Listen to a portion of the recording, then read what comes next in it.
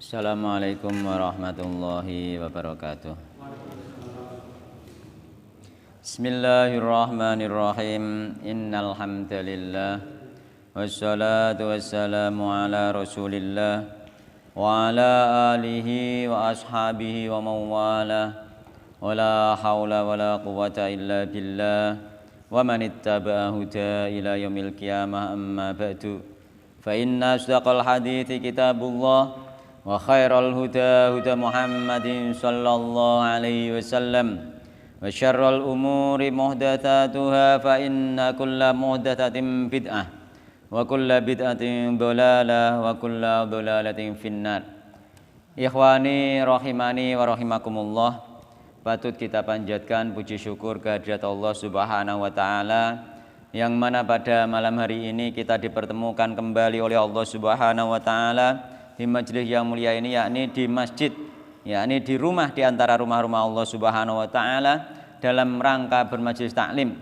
Yang mudah-mudahan dengan bermajelis taklim ini Allah mudahkan jalan kita menuju surga Allah Subhanahu wa taala sebagaimana yang Rasulullah sallallahu alaihi wasallam pernah sabdakan, man salaka tariqan yaltamisu fi ilman sahalallahu lahu bi tariqan ilal jannah. Barang siapa menempuh jalan, di jalan tersebut dia mencari ilmu, Allah mudahkan jalan dia dengan sebab mencari ilmu tersebut jalan menuju surga Allah Subhanahu wa taala.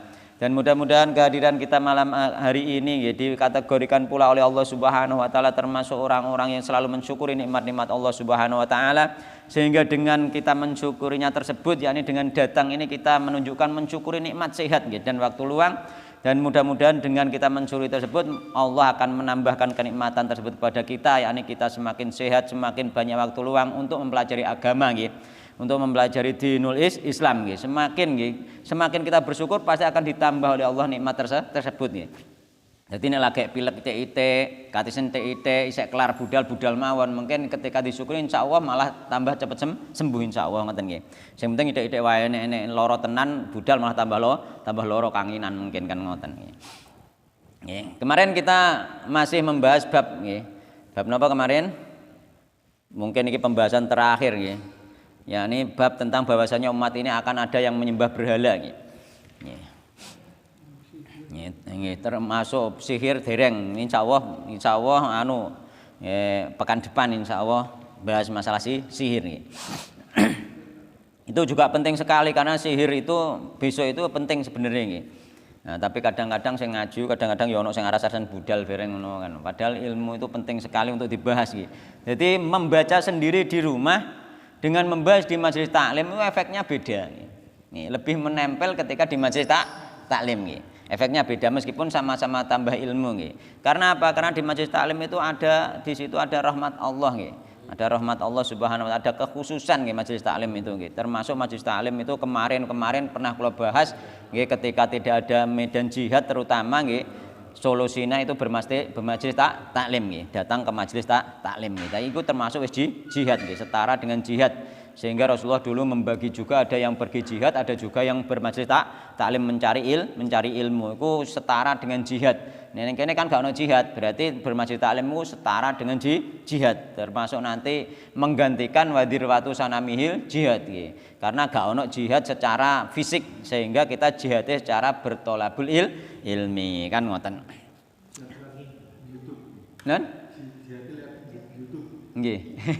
Lewat YouTube termasuk ngene iki man ra'a minkum mungkaron falyughayyirhu biyadi.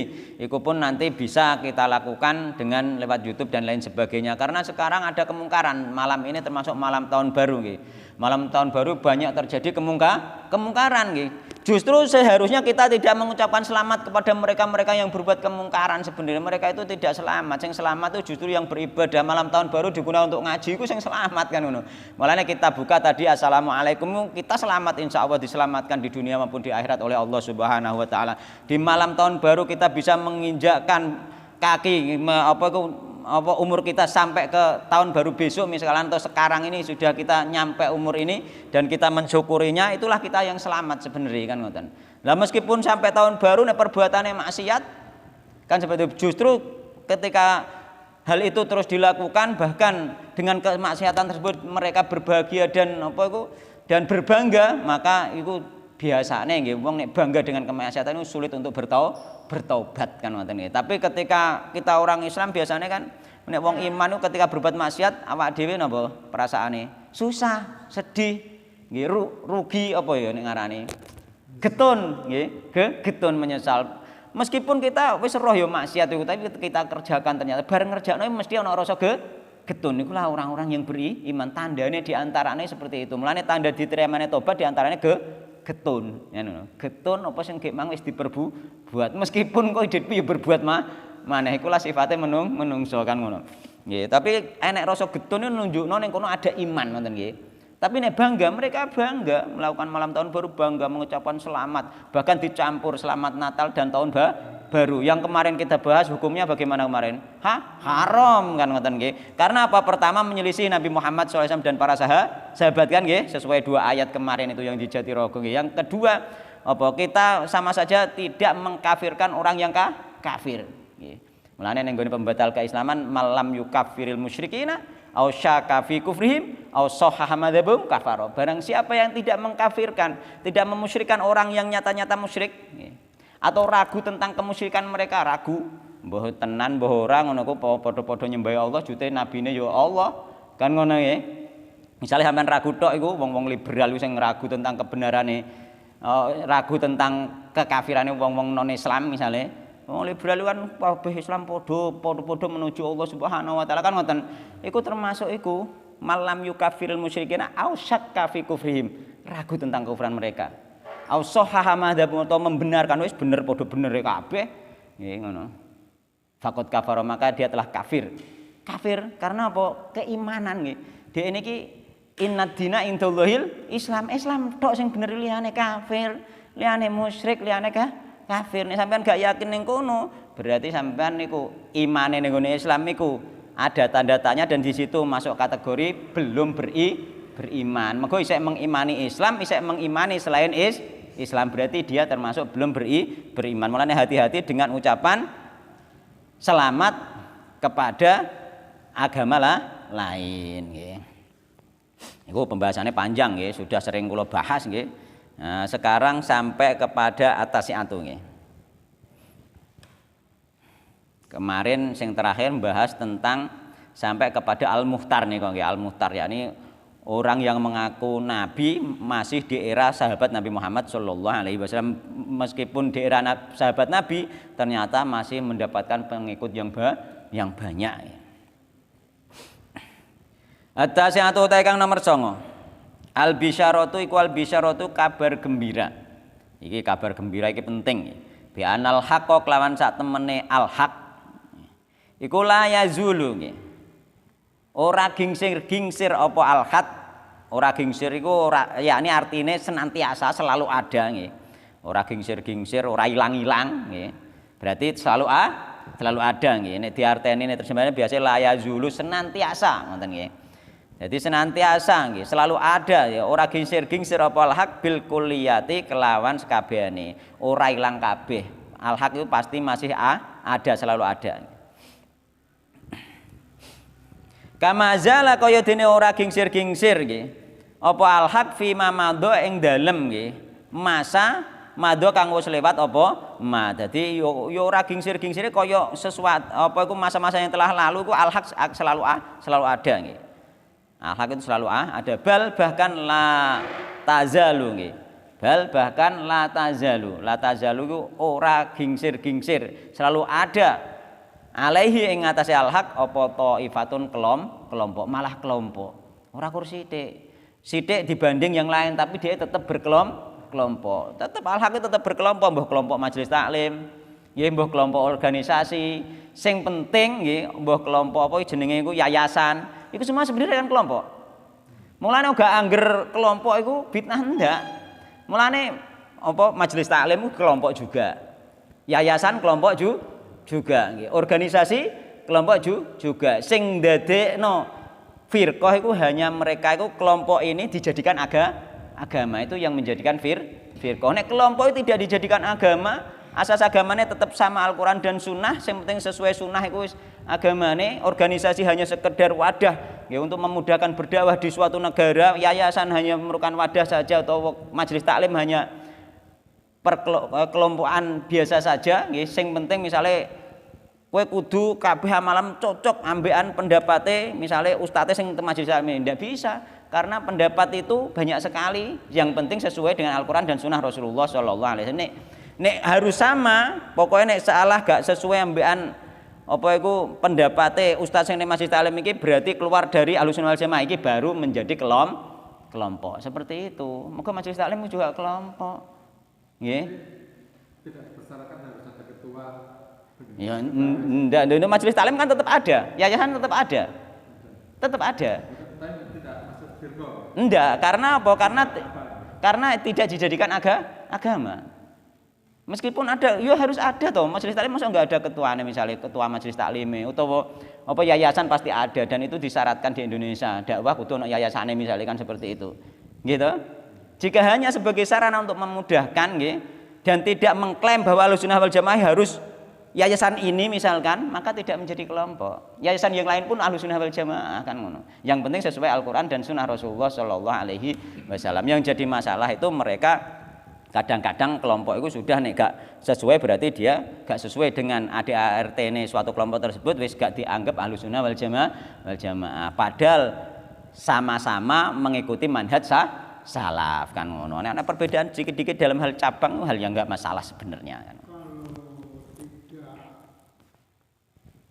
melanggar kita membentuk kelompok itu. Pertanyaan kedua, kenapa salaf itu tidak seperti organisasi Islam yang lain seperti apa yang dilakukan Pak Mario? Nggih. Dan supaya bisa kekompakan, kemudahan itu untuk organisasi seperti Muhammadiyah dan sebagainya. Itu dengan demikian kadang-kadang kalau seperti itu amalia itu bisa terkontrol. Contoh misalnya seperti di Muhammadiyah itu ada majelis tarjih kan. Nggih. Nah kalau kita tidak punya organisasi, ini salah satunya Ustaz. Nggih. Nanti kita ini kalau mengeluarkan zakat kemana, Nggih. fitrah kemana, kalau kita kurban dan lain sebagainya, dan Nggih. banyak kegiatan organisasi. Nggih. Dan pertanyaan saya, kenapa salaf tidak membentuk organisasi seperti itu? Organisasi itu kan sebenarnya kalau bisa ya memang tidak bisa dibentuk, karena apa? Karena kalau dibentuk nanti menjadi kelompok yang fanatisme akhirnya. Kalau hanya sekedar yayasan kan sebagai syarat dari pemerintah saja. Kenapa yayasan dibolehkan? Karena itu memang syarat dari pemerintah. Dakwah harus ada yayasannya. Tapi kalau organisasi biasanya menjadi fanatisme Biasanya fanatisme kelompok. Kalau fanatisme seolah-olah misalkan katakanlah sekarang misalnya antara NU dan Muhammadiyah, misalkan hanya dua saja itu. Menurut NU, Muhammadiyah itu sudah enggak Ahlussunnah wal Jamaah kan seperti itu nantinya. Mayoritasnya mereka dari awamnya dari anggota NU misalkan seperti itu. Bahkan mereka enggak mau mungkin jamaah di belakang imamnya misalnya Muhammadiyah kan seperti itu. Sama saja misalkan mungkin Muhammadiyah sendiri seperti itu mungkin guys sebagiannya, tapi kebanyakan nek tak delok Muhammadiyah enggak seperti itu, enggak fanatisme kebanyakan mayoritasnya kan ngono. Bagi yang Muhammadiyah atau NU yang fanatisme, dia juga sudah menjadikan kelompok sebagai agama. Nek gak NU gak mlebu surga misalnya kan ngono.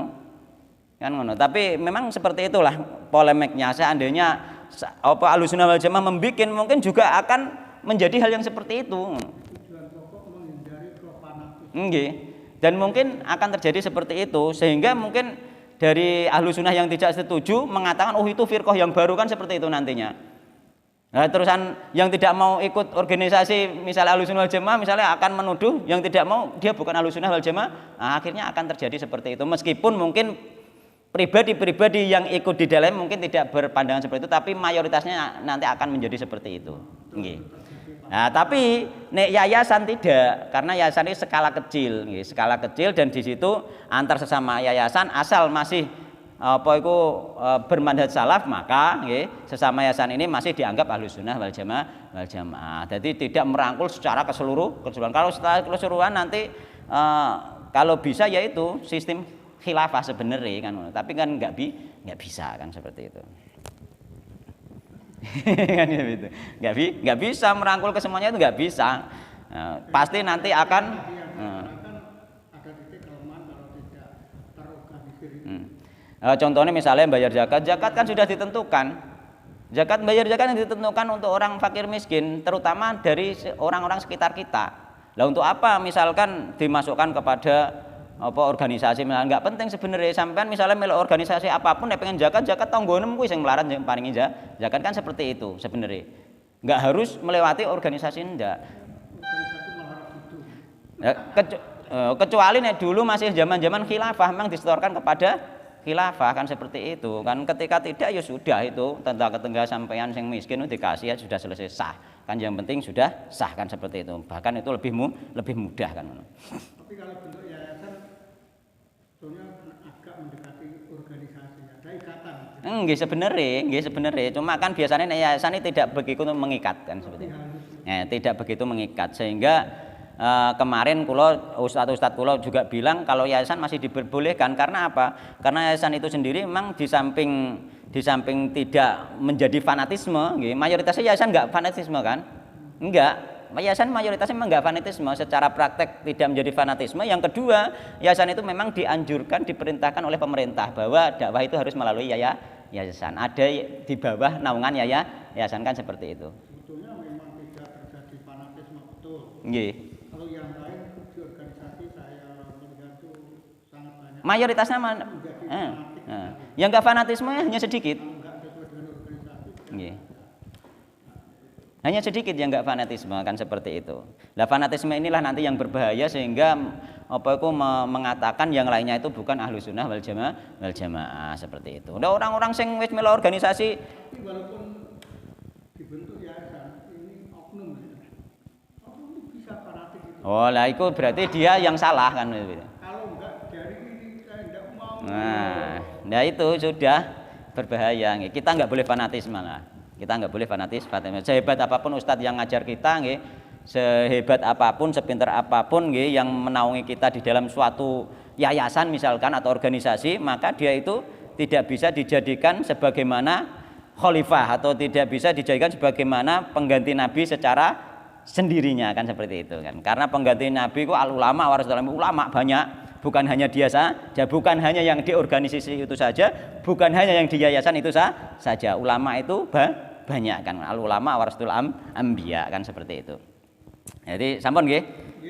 Maksudnya seperti itu. Enggak mungkin bisa dibentuk itu. Kalau dibentuk pasti akan terjadi kelompok nantinya. Itu pasti. Kelompok antar ahlu sunnah sendiri. Ini Pak ya, saya pun juga terkait nyambung masalah organisasi.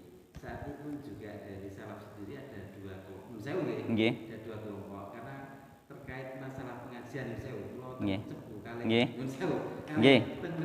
itu kok nggak bisa kompromi, artinya ada salah satu khilaf Nggih. kemudian dijadikan masalah terus sehingga tidak artinya kembalikan pada Nggih. pedomannya. Nggih. Itu walaupun nggak organisasi, Nggih. tapi seolah kan fanatismenya menampakkan anti itu loh, dituban sendiri ini saya. Nggih. Saya kan hanya mengamat nih. Nggih. Ketika saya dituban, Pak kalau ngaji di sini. Ustaz mana? Nah ya itu, saya kan sampai sekarang itu penasaran. Nggih. Sedangkan kita tadi dipaparkan dengan Pak Jito, memang segala sesuatu tanpa ada organisasi itu tidak satu pintu, tapi Nggih. karena dengan nantinya menjadi Nggih. fanatisme kemudian di tazilah dan takfiri itu memang arahnya akan seperti itu. Tapi ketika kita tahu di dalamnya kan Nggih. dulu sewu, Nggih. kita dulu mengaku paling benar. Nggih. Pribadi saya Nggih sama. semua saya anggap salah semua. Tapi ketika kita ngaji di salaf lebih bagus. Nggih. Nah, saat ini ada dualisme enggak pimpinan, tapi kok saling anti. Saya tuh sampai sekarang masih penasaran. Sebenarnya Pak, yang satu kelompok itu meskipun secara organisasi tidak ada ketuanya, jadi ciri khas kelompok itu biasanya fanatisme terhadap sesuatu yang ada ketuanya, ketua terus wakil cabang dan sebagainya. Ternyata ketika jenengan teliti pasti itu nanti ada ketuanya, meskipun secara tertulis tidak. Semua merujuk kepada satu ketua. Saya punya dari Cepu. Nggih. Ketika Sebentar nggih. Grup yang jenengan bilang tadi itu sebenarnya mempunyai satu ketua kelompok. Dan semua dari ulamanya mereka itu merujuk ke satu kelompok tersebut. Tapi nek Ahlussunnah wal Jamaah yang kula ikuti tidak ada. Merujuk kemana tidak ada. Nggih. Nggak ada. Nggih. Sehingga kula mengikuti yang ini. Nggih. Yang tidak ada ketua kelompoknya. Ketika sampean masuk di situ pasti semuanya harus sepakat dengan ketua kelompok mereka. Ketika ada siraman rohani saya share ke grupnya ini nggak bisa nembus dulu. Dan dia itu hanya ada di Indonesia, Pak. Pak, dia itu hanya ada di Indonesia. Ya, berarti itu sebenarnya kelompok terselubung. Artinya apa? Kelompok terselubung meskipun dia mengatakan Ahlus Sunnah wal Jamaah mengikuti manhaj salaf, tapi ternyata mereka tidak mengikuti manhaj salaf. Di dalam hal berdakwah mereka terselubung sendiri. Dan di situ ada sesuatu yang disembunyikan. Nggih. Ya, memang saya pernah diajak ketika saya baru masuk, ada salaf bisa. Saya itu penasaran. Oh, nggih, kula pun ngertos. Jadi di situ nantinya itu ada ketua nggih, ada ketua paling tertinggi di situ, terus ada ustaz-ustaz cabang sana. Semua ustaz yang di bawahnya dia itu harus satu pemikiran dengan dia. Ketika ada kekhilafan enggak segera Enggak, itu memang bukan karena ada kekhilafan. Untuk Ahlus Sunnah wal Jamaah yang lain semua para ustaz, para masyayikh semuanya masalah perselisihan itu tidak ada masalah. Perselisihan yang dimasalahkan kan masalah video, masalah foto, dan itu diperselisihkan oleh ulama-ulama Saudi. Dan mereka tidak ada masalah mereka. Yang bermasalah hanya dia yang ada di Indonesia sedikit itu saja. Dan itu ada ketuanya, Pak. Meskipun tidak tertulis ketua, tapi angger gak cocok dengan ketua mang dipecat. Berarti satu pintu itu Nggih. Jadi angger gak cocok dengan dia, ketuanya ini disingkirkan, dikeluarkan dari ustadz mereka.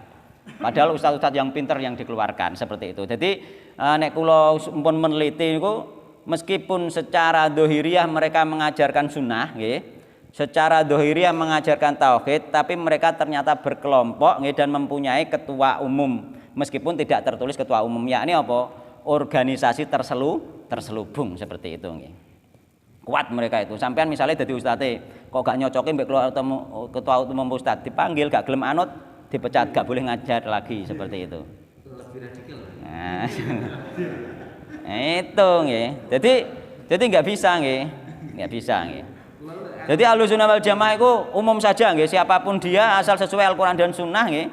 Dan bahkan kula pribadi dengan mereka sebenarnya nggak ada masalah nggih. Kula nek ketemu nggih tetap biasa, tapi mereka yang tidak mau biasa dengan kita nggih. Kula nggak mboten ada masalah.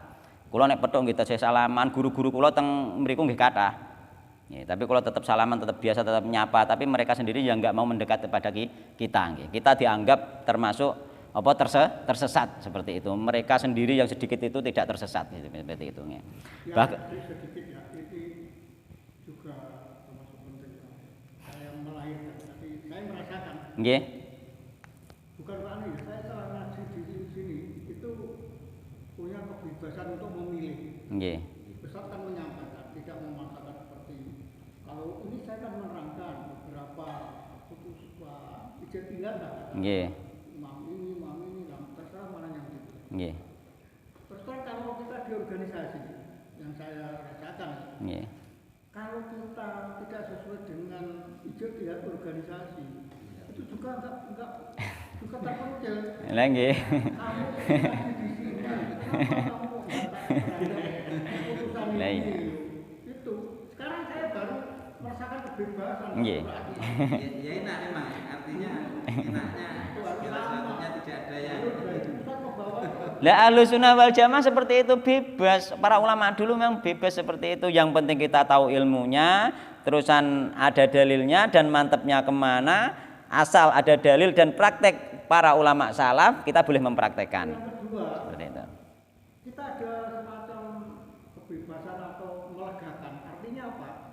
Kita kalau ada sesuatu misalnya kok kurang tahu, bukan kok kita menyangka kurang tahu. Itu ditanyakan bisa tersalur dengan jawaban. Mungkin organisasi yang lain pun, mungkin seperti Pak Mariono, misalnya pun juga sama. Itu jarang. Jadi artinya begini, kalau sudah keputusan jangan ditanyakan lah. Pokoknya itu sudah keputusan dari atas itu. Nggih. Cuma nih di Muhammadiyah kula ngertos pakai jenis tarjih. Tarjih mereka memilih menurut pentarjih inilah yang paling kuat yang dipakai. Yang namanya tarjih engko ono sing roji, ono sing marjuh. Berarti ada kebenaran yang di bawahnya lagi, tapi masih diakui kebenaran. Baiknya tarjih kan seperti itu. Tapi apakah warga Muhammadiyah karena adanya tarjih? Nggih. Tarjih itu kan ijtihad. Nggih. Jadi ini Muhammadiyah milih seperti ini, Nggih. berdasar Nggih. hukumnya seperti ini. Nggih. Apakah putusan tarjih itu mengikat kepada warga Muhammadiyah? Mboten ngertos kula.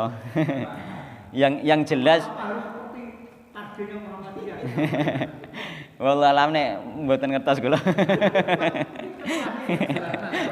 Tapi nek menurut kula nggih, menurut kula mungkin masyarakat awamnya itu kenapa ada tarjih mungkin nggih, maksudnya masyarakat awamnya itu ben gak kangelan mikir lah wah iki lah sing paling kuat pisan kan seperti itu. Nggih, lah nggih membantu orang-orang awam nggih. Nggih. Membantu orang-orang awam untuk memahami inilah yang terbaik misalkan seperti itu. Tapi seharusnya memang tidak mengikat. Meskipun anggotanya mengikuti yang marjuh misalnya, harusnya tetap dibolehkan seperti itu mungkin ya. Orang awam kan tidak bisa membuat ijtihad ya. Ini sudah dibantu di Muhammadiyah. Nah, tapi nek kados jenengan belajar kan mesti tetap mencari pendapat-pendapat yang lain kan mestinya kan seperti itu. Ahlussunnah wal Jamaah itu seperti itu umum saja nggih. Bon. Al-asyiratu utai kang nomor 10 alayatul udma nggih. Tanda-tanda kang paling agung, paling utama nggih. Annahum bahwasanya nggih. Taifah al-mansurah kelompok tadi, kelompok sing selamat ma'aqilatihim padahal sedikit mereka ma'aqilahim sertane sithike kelompok at-taifah al-mansurah, kelompok sing selamat mau iku la yadurruhum nggih. Ora madoroti hum ing kelompok sing sithik mau man khadalahum. Iki ciri-cirine nggih, gak usah kuwatir ciri-cirine sing paling gedhe iku dhek sithik lah gak akan mandoroti orang yang menghina mereka, membiarkan mereka, tidak menolong mereka dinjuwarno iku gak bahaya. Walaman khalafahum yo gak bayani wong sing menyelisih mereka, menentang mereka. Kita ditentang siapapun gak bahaya, ditentang wong liberal, wong apa wis gak bahaya. Menurut Allah Subhanahu karena ditolong oleh Allah Subhanahu wa taala. Mulane meskipun ditentang sejak zaman dulu, sejak zaman kula kecil kan masuk di Indonesia gak oleh pemahaman seperti ini.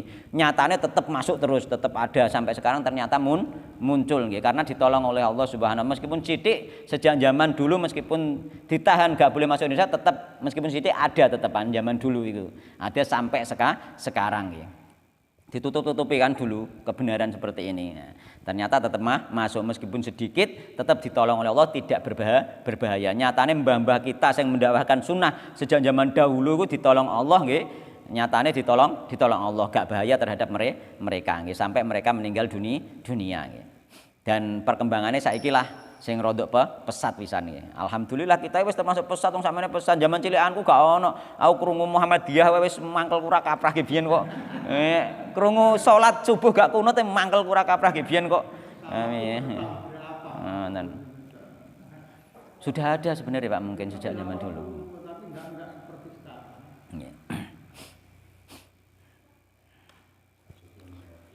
Salah mungkin masuk Indonesia kan tetap dimulai pada zaman era niku lho.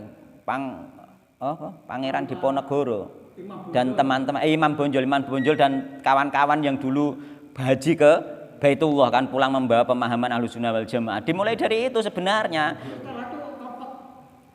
Tapi tetap masih ada mungkin bertahan saja mungkin kan seperti itu. Malam.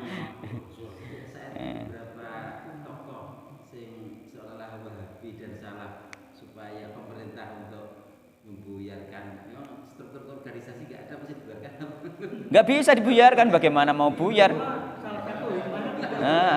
Piye nek buyar kan ngono. Tetap ngaji terus kan ngono. Mereka hanya membuat yayasan-yayasan nggih. Dari menyarankan pemerintah segera untuk membiarkan ajaran Salafiyah.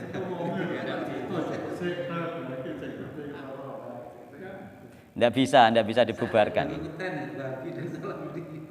Nggih, mboten napa-napa. Iki lho Pak sampean ngetren model piye mau dibubarkan atau bagaimana iki dalile iki. Gak usah kuwatir nggih. Ma'aqilatihim padahal sedikit la yadurrum man khadalahum wala man khalafahum nggih. Gak akan membahayakan nggih orang yang menentang. Orang yang menentang, yang menyelisihi gak akan membahayakan. Wes toh, gak ngarah hilang, gak ngalah bubar, gak ngarah entek Ahlussunnah wal Jamaah di negeri ini gak akan habis. Ya gak usah khawatir. Dibiarkan bunuh diri loh. Orang NU juga salah loh, Pak. Dibiarkan juga salah itu. Kesalafiyah loh. Al-hadiyata asyrata utawi kesimpulan kang nomor 11 nggih. Annadzalika sak temene iku mengkono-mengkono bahwasanya kelompok sithik iki mau Ahlussunnah wal Jamaah sing ditolong Allah iki mau nggih selalu ada nggih asyarto nggih. Berlangsung ila kiamis sampai hari kiamat, akan ada terus sampai hari kiamat. Mulai kita gak usah apa dibubarno lah ora usah bingung, santai mawon nggih. Santai mawon sak karepem pola piye sak karepem. Kita ngaji dari bawah nggih. Kita ngaji saja nggih, kita pelajari Al-Qur'an dan Sunnah Rasulullah sallallahu alaihi wasallam nggih. Lah ya apa itu ila kiamis sampai datang kepada kemarin itu apa? Angin rahmat nggih. Sampai mati nggih. Atsaniyata asyrata tangan nomor 12 ma fihi minal ayatil azimati nggih. Iku ma keterangan fihi kang tetep ing dalem minal ayati saking pira-pira tanda kenabian al azimati kan gedhe, tanda kenabian sing gedhe. Apa tanda kenabian sing gedhe iku? Iku minha setengah saking tanda kenabian sing gedhe ikhbaruhu utai penghabare nabi bi annallaha kelan sak temen Allah taala iku zawa nggih, melipat, membentangkan, menampakkan Allah taala lahu maring nabi al masyariqa ing bumi timur wal maghrib lan bumi barat nggih. Wa barolan ngabarake sinten nabi bi makna dalil kelan maknane diketokno bumi timur barat. Maknane apa kemarin? Maknane bahwasanya umat Islam akan menguasai timur dan barat.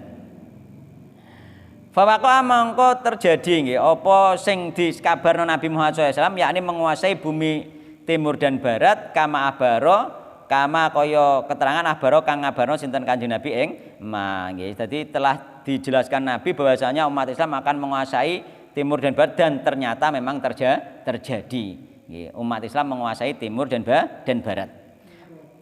Bi khilafil janubi nggih, berbeda dengan wilayah selatan. Selatan niku pundi Pak cara negara?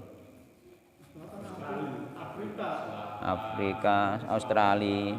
Oh gitu ya. Wasyamali lan utara. Utara itu juga Rusia nggih.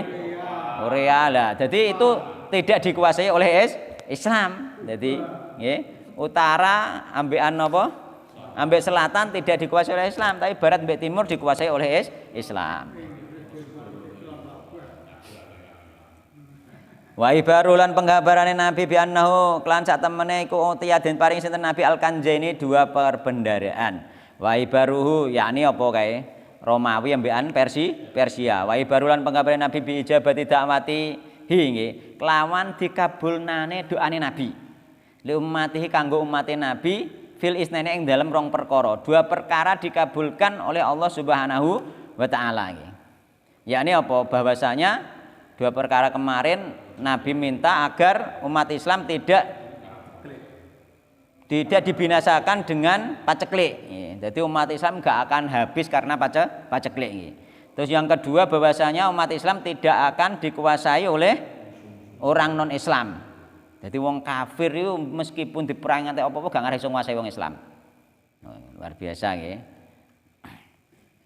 Tapi dari riwayat Imam Muslim yakni Nabi Muhammad meminta nggih berdoa kepada Allah agar umat Islam tidak nggih, umatnya Nabi Muhammad tidak dihancurkan dengan tenggelam sebagaimana kaum Nabi Nuh nggih.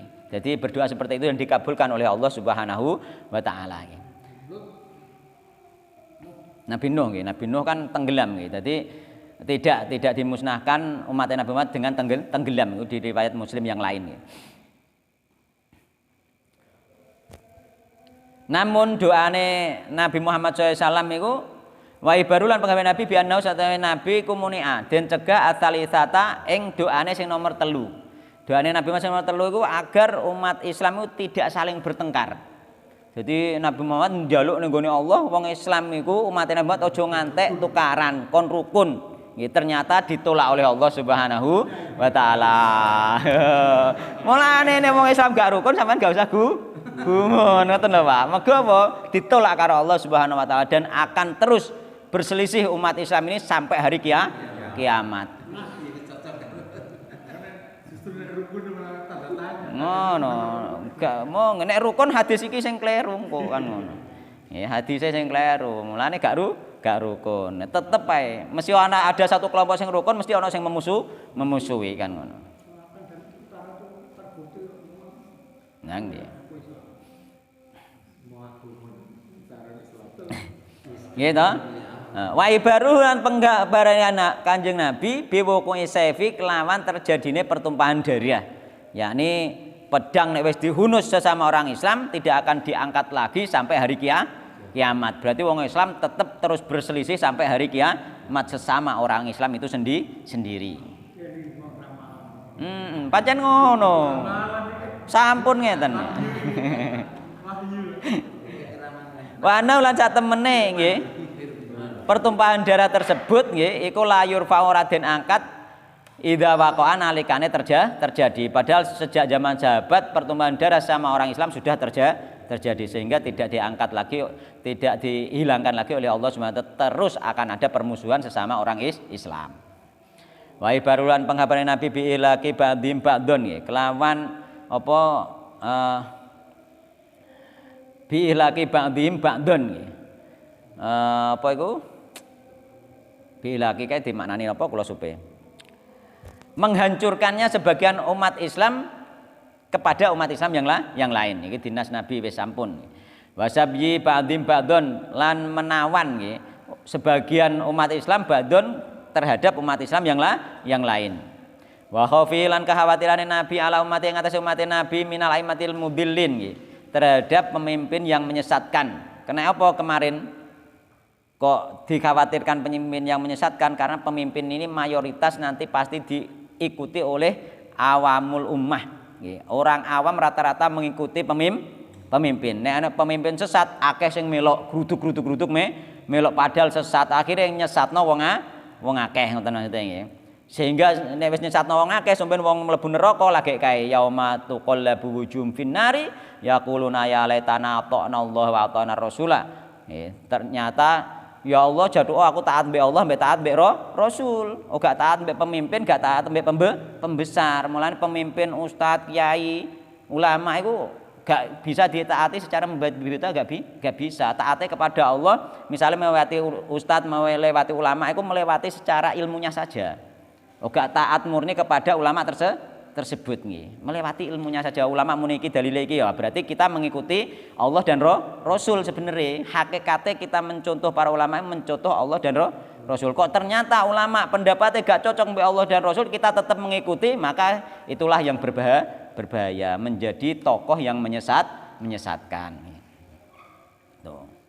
Lah mayoritas wong awam ngono Pak, kaya organisasi mau. Wong awam sing melok organisasi mesti gruduk melok apa anane keputusane organisasi. Nek organisasi keputusane ternyata salah misalnya saja.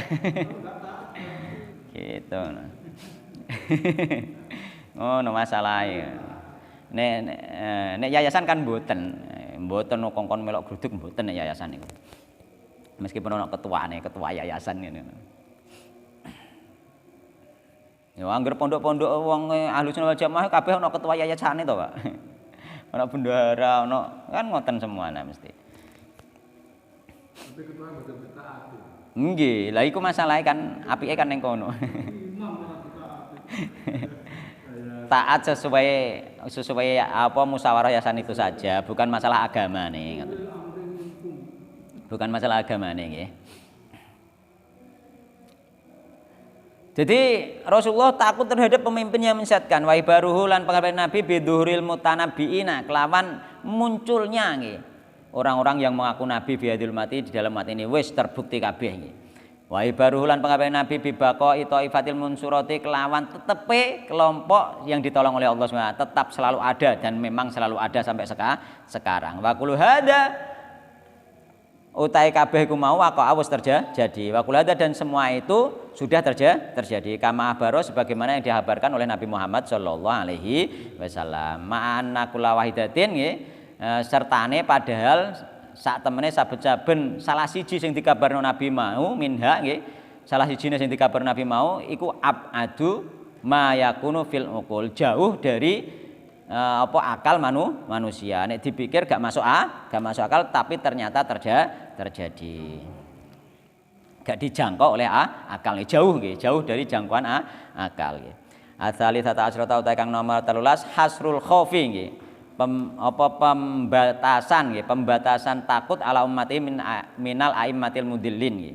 Nah, Nabi yang paling ditakutkan dibatasi kepada pemimpin yang menyesatkan sebagaimana yang kita terangkan tadi nggih. Karena pemimpin itu pasti diikuti dan banyak yang mengikuti dari kalangan orang awam. Dikhawatirkan. Karena banyak orang awam nanti masuk neraka. Gitu. Nabi sudah tahu ke depan. Nah, ke depannya bahwa ada pemimpin yang menyesatkan. Ya, ulama-ulama ulama sing berfatwa sak karepe dhewe, sing penting dekne seneng kan ngoten. Sing penting ben gelem bayar zakat ning ngene dhewe mungkin ngono kan. Kan ngono. Arabiata syarat kang nomor 14. At-tanbihu ala makna ibadat al-awthan nggih, peringatan terhadap makna ibadah terhadap patung-patung. Jadi terhadap patung, yakni patung segala sesuatu yang disembah selain Allah Subhanahu wa taala nggih. Tak bacana kesimpulan daripada bab ini nggih. Bab ini kesimpulannya dari sarai nggih, enten kesimpulannya nggih. Nggih sampai kesimpulan ini rodok panjang sih. Gak apa-apa. Karena memang maghribe wis jam 6 luweh, jadi engko iki dibarno sampai jam 7 lebih gak apa-apa. Mergo adzan untuk sekarang tidak menunjukkan waktu salat nggih. Karena wis ana kono-kono wakeh kan gak apa-apa. Jadi teng sarae niku maksud hadi tarjamati utawi maksud bab ini adalah al-hadru, peringatan nggih. Minasyirki, dari kesyirikan, wal khaufi, dan takut minhu terhadap kesyirikan. yakni peringatan dari kesyirikan dan kita disuruh takut terhadap kesyirikan.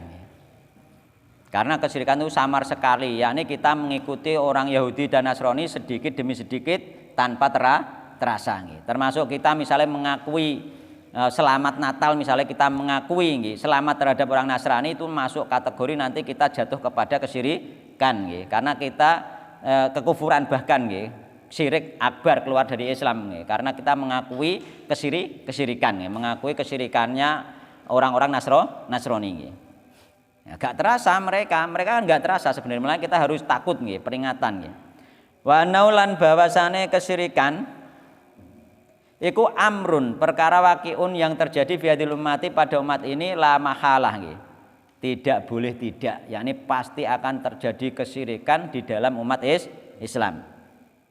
Waradulan apa iku bab iki itu menjadi bantahan alaman za'ama atas orang yang menyangka bahwasanya annaman qala la ilallah, orang yang mengucapkan syahadat yakni la ilaha illallah, wa tusamma, dan dia dinamakan bil islami dengan Islam, KTP-ne wis ditulis Islam, annahu, bahwasanya orang yang mengucapkan la ilaha illallah dan KTP-ne wis ditulis Islam, nek cara saiki nggih iku yabqa tetep ala islamihi, atas islami mereka walau fa'ala, meskipun berbuat mereka berbuat mayunafihi terhadap apa yang menyelisihi kalimat tauhid. Jadi orang-orang ada yang menyangka yang penting wis la ilaha illallah, wong dengan la ilaha illallah saja kekafiran yang bertahun-tahun hilang dengan la ilaha illallah. Mosok lagi budal ning gone kuburan, njaluk ning kuburan kok wis kafir, kan ngono. Kan ana sing muni ngono. Gampangane. Lha ngucap syahadat itu wong kafir pirang-pirang tahun kafir, misalnya wong Kristen atau wong Yahudi atau wong musyrik misalnya pirang-pirang tahun kayak cilik kafir nganti umur 40 tahun kafir, bareng muni syahadat langsung Islam lho. Wong muni la ilaha illallah wis Islam nggih. Wong wis muni la ilaha illallah kayak cilik padahal muni la ilaha illallah kok lagi budal ning kuburan sedelok didarani musyrik, muni ngono. Jadi ini gak masuk akal. Jadi mereka mengatakan bahwa wong nek wis muni la ilaha illallah wis aman ngono. Meskipun melakukan sesuatu yang menyelisihi la ilaha illallah, contohnya minal istighosati, bayane saking istighosah bi ahlil kubur, terhadap ahli kubur, wa du'ahi, lan doa kepada ahli kubur, minta-minta kepada kuburan.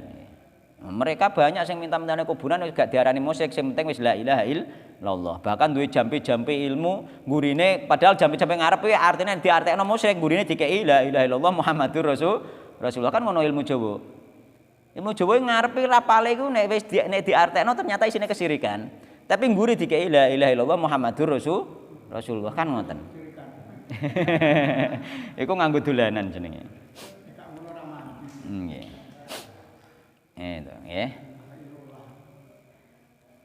Jadi mereka apa itu tidak mengatakan batal la ilaha illallah dengan beristighosah dan meminta berdoa kepada ahli kubur wasamalan memberi nama sapa wong akeh man mau dalika ing mengkono-mengkono berdoa kepada ahli kubur tawasulan ing aran tawasul la ibadatan gak diarani ibadah. Fa inna hadza mongko sak temene sing model ngene iki ku batil keyakinan nek minta kepada ahli kubur iku dikatakan tawasul iku keyakinan batil karena minta kepada ahli kubur itu berdoa kepada mereka itu doa itu ibadah mereka tidak mengatakan ibadah. Ad-doa wal ibadah. Bahkan semua ibadah itu sebenarnya intinya doa kan ngoten. Ya kaya poso ya aslinya ya doa. Oh, poso misalnya berharap surga kan berarti ndonga njaluk surga kan ngono. Ya meskipun tidak diucapkan dengan berpuasa saja itu sebenarnya berdoa. Ya. Sampean dengan berbuat baik kepada orang ning atine ben dadi wong apik ben masuk surga misale iku pun dengan berbuat baik itu meskipun ora ngucapno doa sebenarnya berdoa kepada Allah minta surga seperti itu. Mulane doa wal ibadah, doa mukhul ibadah bahkan intisari ibadah itu doa. Sampean berbuat baik ning kono gak ono krentek pengen perek Allah, gak ono krentek pengen pahalane Allah termasuk gak masuk kategori ibadah kan. Nganggur ibadah mergo apa? Gak ono niatan nggih, gak ono niatan. Fa innal wasna mongko satemene patung menurut Syekh iki nggih. Syekh As-Sa'di nggih. Fa innal wasna mongko satemene patung niku ismun nama nggih.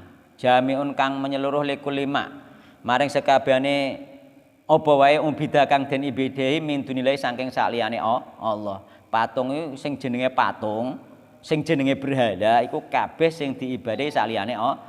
Tak contohnya bolak-balik sendang iso dadi patung, wit gede iso dadi patung dan lain sebagainya iso dadi berhala nggih. La farqa ora ana perbedaan bainal asjari ing dalem antarane pohon-pohon wal asjari lan batu-batu. Nggih, pohon-pohon batu-batu nek diibadahi ya dadi berhala wal abniyati lan bangunan nek diibadahi ya dadi berhala. Nek ning gone apa ning gone wong Yahudi ana tembok ratapan. Nah, itu bangunan diibadahi. Iku ya dadi berhala. Wala bainal anbiya lan ora perbedaan antarane para nabi diibadahi ya dadi berhala was sholihina wong saleh diibadahi ya dadi berhala. Wa tolihina wong toleh wong gladrah wong jahat diibadahi ya dadi berhala. Ana wong jahat diibadahi yakni kuburan-kuburane wong-wong jahat iku digawe ning kono golek kesaktian biasane nek wong desa-desa nggih. Pesugihan dan lain sebagainya nggih. Ono kan termasuk apa kuburane Dadung Kawuk ta apa iku? Heeh. Wonge malah nggawa dadung nek rono nggih. Polangan-polangane ben lancar nek mergawe adol sapi budal ning gone kuburane Dadung Kawuk. Nggih. Nah, koyo lha ya kaya ngono ku kan dhek njaluk ning kono kan.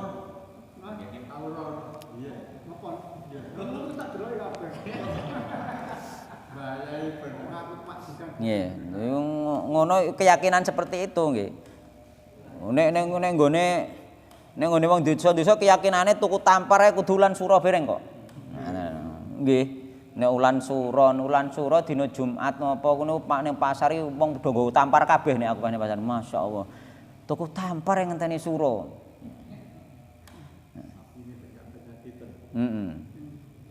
Ya ben-ben lancar ternake masyaallah. Wong nyatane wong-wong sing terutama pengusaha-pengusaha gede sing gak mikir ngono ku nyatane biasa-biasa wae. Nek pengen gak penyakitan ya kandange sing resik, ya duwe sistem pengobatan. Nek anu kan ngono nek pengusaha-pengusaha gede kan ora kok perkara tuku tampare kan ngoten. Jadi menjadikan sebab sesuatu yang tidak menjadi sebab sebenarnya. Yakin Pak mereka ra keduman ya golek tenan pokoke. Nang pasar ana sing khusus nek wayah ulan sura dina Jumat wae bakul tampar tok ning ngarep gawang entek ngono ku. Angger wong liwat nyangking tampar ngantek tak takoki, "Mbah kathik tuku tampar nek ngenteni usume jan jarine wong tuwek-tuwek ge biyen ngono nek ndek ternak gak iso dadi nek gak ngene ngono." Tak takoki ngono wong akeh angger metu do nggo tampar wong kabeh bisa satan. Tak delok-delok iku kopian ngetebis bareng yo melok ngono bareng tibake masyaallah. Lah ngono ku lho masalahe apa? Masalahe tauhid to gak dimasukno ning masyarakat kaya ngene iki dakwah tauhid ning masyarakat kaya ngene iki didarani wong ekstrim. Lah masyarakat gak denger akhirnya tentang tauhid kan ngono. Akhirnya tauhid itu membebaskan diri loh aslinya. Ketika kita bertauhid itu apa itu tampar dino pokoke kan sak karepem. Tuku mobil dino apa sak karepem sak duwene duit terus ngenteni tanggale dinone gak usah. Kan sebenarnya kita lebih merdeka. Lebih merdeka tidak terikat kan.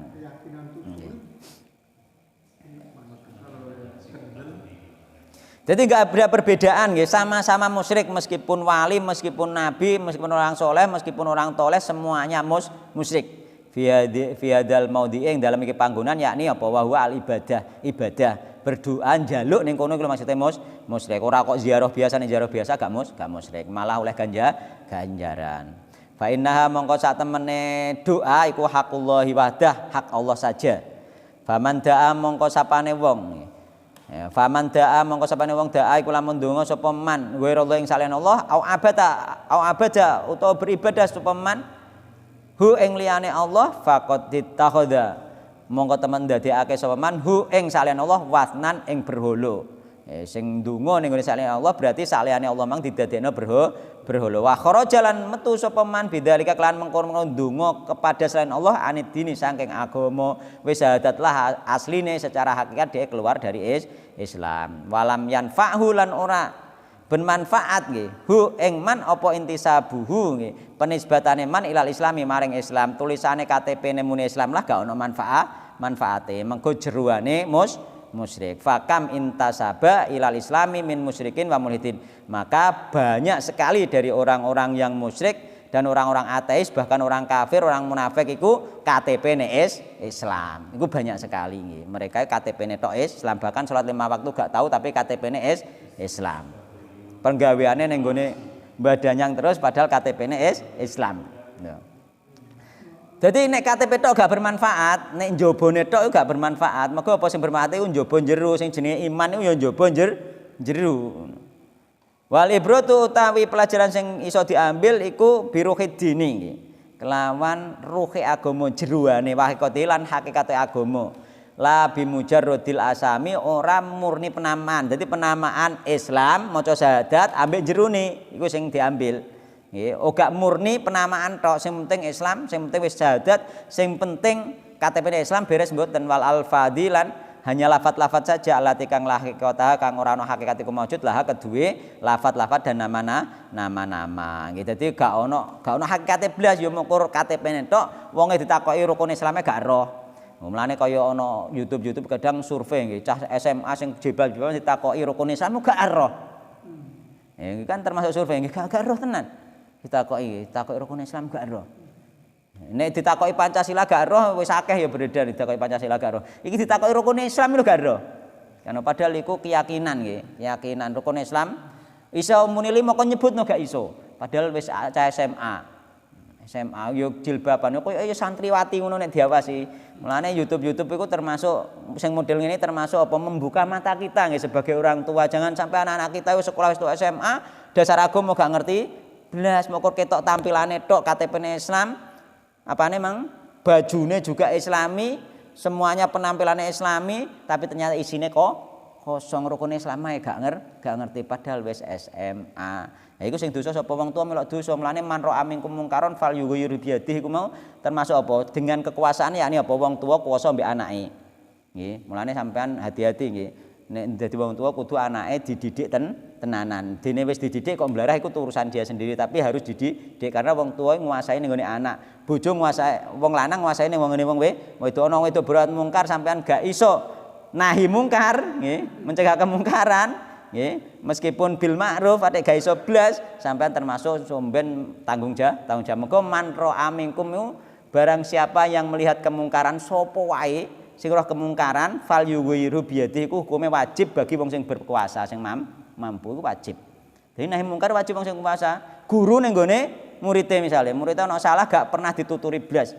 Nggih, misale ning sekolahan misale sing termasuk guru sekolahan terutama guru akidah, guru Al-Qur'an ana anak buahe muridé maca salah uga dibeno wae misale, ya harus diluruskan. Utawa anak apa muridé pacaran ya harus diluruskan karena itu kewajiban bagi guru. Mergo guru menguasai ning gone murid, orang tua menguasai ning gone anak, suami menguasai ning gone istri dan anak-anak iku harus nggih iku. Karena apa man ra'a minkum mungkaron fal yughayyiru biyadi failam yastati fabilisa nih failam yastati fabiqalbi iku atine grundel gak seneng mergo pelanggaran syariat dan terus didoakan nggih wallahu taala alam. Semoga kita bisa beramar ma'ruf nahi mungkar nggih meskipun lewat lisan misalkan atau lewat hati, yakni lewat hati itu yang paling baik itu dengan mendoakan. Mergo ning kono fal yughayyiru merubahnya dengan hati. Berarti apa didoakan. Wallahu taala alam. Subhanakallahumma bihamdika asyhadu an la ilaha illa anta astaghfiruka wa atubu ilaik. Wassalamualaikum warahmatullahi wabarakatuh.